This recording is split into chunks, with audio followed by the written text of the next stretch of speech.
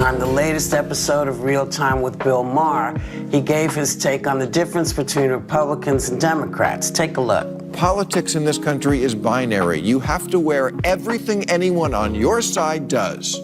Republicans are the party of don't wear masks, kids in cages, lock her up, and Democrats are the party of every hypersensitive social justice warrior woke story in the news. I think she's probably been put in there because, according to Donald Trump, she's a 10. You know that's what it is. Whoopi attacks me on a regular basis. She says stupid shit on a regular basis. They just happen to coincide. But can I just say this? I had on last week... Joy Behar just got completely shut down by Bill Maher, and the internet is going crazy. Many people are cheering for Maher's brutal response, agreeing that it was time someone gave her a reality check. So, what did Behar say that made Maher go all in? And how did he take her down so completely that Twitter is losing its mind? We have all the details, the drama, and the kind of verbal takedown that makes your popcorn taste even better. Get ready, you won't want to miss this. First, let's play a clip of Joy Behar making some outrageous comments, followed by Bill Maher's epic reaction. I think she's probably been put in there because, according to Donald Trump, she's a 10. You know that's what it is. I want to be clear, though, it's not her first job. It was her first press briefing. She worked in the previous Trump administration. You've probably seen this clip before, so we won't bore you with the full version. In short, Behar takes a shot at Caroline Leavitt's intelligence, because that's what they do on The View. According to Behar, Leavitt was only appointed by Donald Trump as press secretary because she's a size 10. Apparently, in Joy's world, a woman's qualifications are based on her dress size. This is ironic, considering Behar has shared terrible opinions for years without anyone questioning her credentials. Even when her co-host Alyssa tried reminding her of Leavitt's experience, Behar ignored her. Of course, this frustrated Bill Maher, leading to his classic response. But isn't it interesting that it's called, I don't think they meant this when Barbara Walters invented it a long time ago, but it's The View. Well, that's the problem in America. There is one view, right, and one that's clearly true opinion, and everybody else can go sit. It's hard not to like Bill Maher. He tells it like it is. Maher points out the real issue with The View. The name itself suggests multiple perspectives, but in reality, it's just their view. Every other opinion is dismissed as wrong or not, even worth discussing. And as expected, Joy Behar is leading the charge, shutting down anything that doesn't fit their narrative. Even in their own echo chamber, Behar can't handle Alyssa Farah Griffin disagreeing with her about Caroline. Leavitt's appointment. In Joy's world, disagreeing with her isn't just wrong, it's unacceptable. Politics in this country is binary. You have to wear everything anyone on your side does. Republicans are the party of don't wear masks, kids in cages, lock her up, and Democrats are the party of every hypersensitive social justice warrior woke story in the news. They're the party that disappears people or tries to make them apologize for ridiculous... Bill Maher isn't just calling out Joy Behar, he's exposing the hypocrisy of the Democratic Party too. And honestly, he's right. If the Democrats had appointed Caroline Leavitt, Behar would be celebrating her brilliance, poise, and eloquence. She'd probably go on about how Leavitt represents the future of America. But because Leavitt was hired by Trump, none of that matters anymore. Instead, Behar reduces her to her dress size. That's the level of debate we've come to expect. From The View, if anyone else had dismissed a woman's achievements based on looks, Behar would be outraged, calling it sexism. But since it's her side doing it, she stays silent. Maher wasn't the only one to call her out. Greg Gutfeld also had something to say about Behar's hypocrisy. Oh, is she really a 10? We'll be right back. Joy, Jesse was a 7. Joy Behar calls her a 10. I mean, how dare she objectify a woman with a sexist rating system, but it's such a typical thing from a 1.5. Well, Gutfeld's takedown of Behar was brutal, and he's absolutely right. Behar objectified Caroline Leavitt, claiming her success is only because of her looks. Apparently, in her world, women can't succeed on their own, unless they're Democrats. If someone said the same thing about a liberal woman, Behar would lose her mind, calling it sexism and demanding they be canceled. But here's the irony. The same people who push for diversity and inclusion, which often prioritizes appearance over skill, don't seem to care when they reduce a woman to her looks. Meanwhile, Leavitt is at the White House, confidently handling press briefings like a pro. Instead of acknowledging her competence, Behar throws petty insults. Maybe she's just jealous, which is exactly Gutfeld's point. According to him, Behar is nowhere near a 10, and that's probably why she went after Leavitt. She's the ever-empowering feminist, Joy herself, everyone. And this is why, of course, she's on The View and not working for the most powerful man in the world, because Caroline would wipe the floor with you bitter banshees any day. A journalist just proved our theory. Joy Behar is probably jealous. Caroline Leavitt is working for one of the most powerful men in the world, while Behar is still arguing with her co-hosts on a daytime talk show. In Behar's mind, Leavitt is too young to deserve such a high position. But here's what she ignores. It's not about age, it's about intelligence, skill, and competence.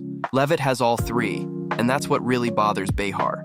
If Leavitt were a 25-year-old liberal, Behar would call her an inspiration for young women. But since Leavitt thinks for herself, she's reduced to just her looks. Maybe Behar is just bitter that her own resume wouldn't even get her a receptionist job at the White House, let alone a press secretary position. If you think we're exaggerating, here's Joy Behar calling people sexist just for not liking Kamala Harris's laugh. Yes, you heard that right. Disliking the vice president's laugh is now considered misogyny. What really ticks me off about him, though, is this laughing Kamala remark. It's such a sexist remark, because a guy I was with over the weekend, a friend of mine, they said Kamala's laugh annoys me. Remember they said that about Hillary's laugh, that she was cackling. And men, you know, they don't like a funny woman. We're afraid if you laugh or you make a joke, that maybe you'll do that when they're in bed with you. It's like this fear. At this point, nothing should surprise us. The ladies on The View are known for their bizarre takes. It's practically their brand. Sometimes we wonder if they just make things up as they go. How did Behar even come to the conclusion that disliking a woman's laugh means you fear women? That doesn't sound logical. Did she just throw words together and hope no one questions her? No wonder Ben Shapiro saw how ridiculous her claim was and called her out.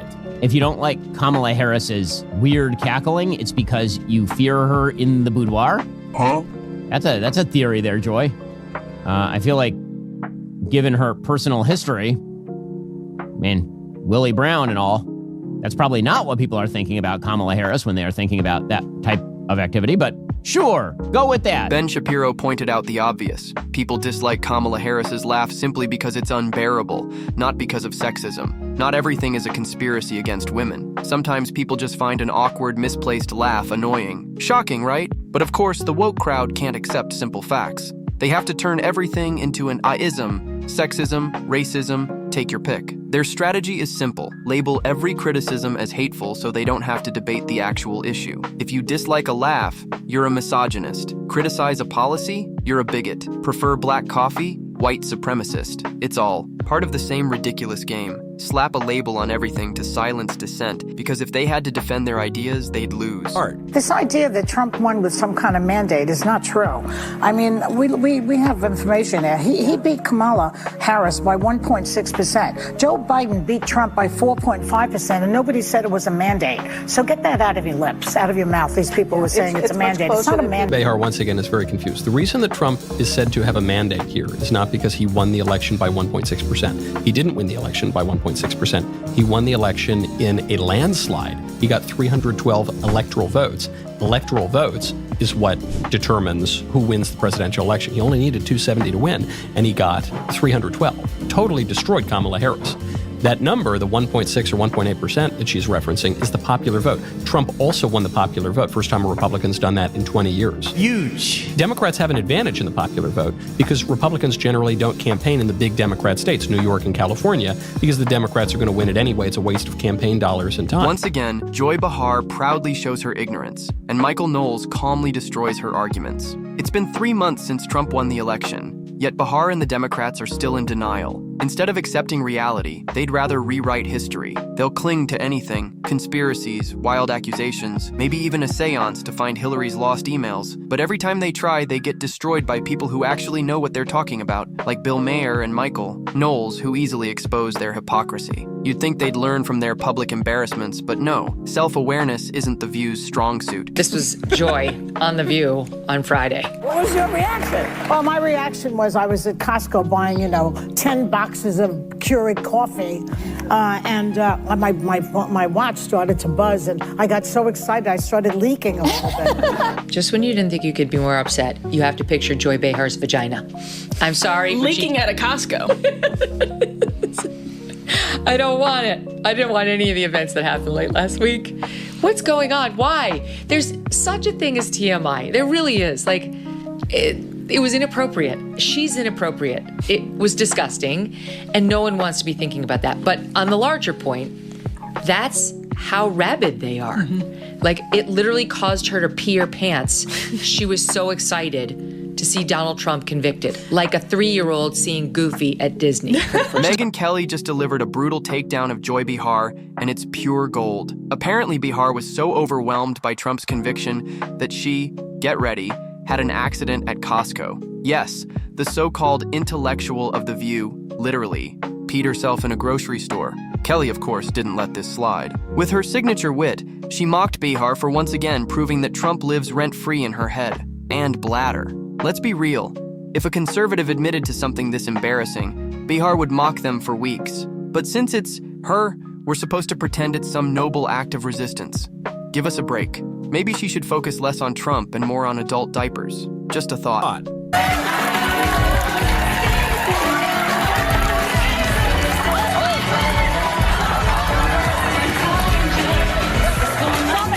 Okay, Joy is okay, but it was a scary moment at first when she missed her mark trying to sit down and her swiveling... Nope, Joy Behar isn't okay. Many people wish she'd fall out of favor with the producers instead of just falling out of chairs, but it looks like The View isn't going anywhere, no matter how ridiculous they get. Thankfully, Bill Maher and others aren't backing down. They keep exposing their hypocrisy for everyone to see. Now, it's a battle of logic versus nonsense. Hopefully, intelligence and reason win over mindless chatter and emotional Twitter rants. That wraps up today's video. If you enjoyed this fiery commentary, hit the like button and subscribe for more. Thanks for watching, and see you next time.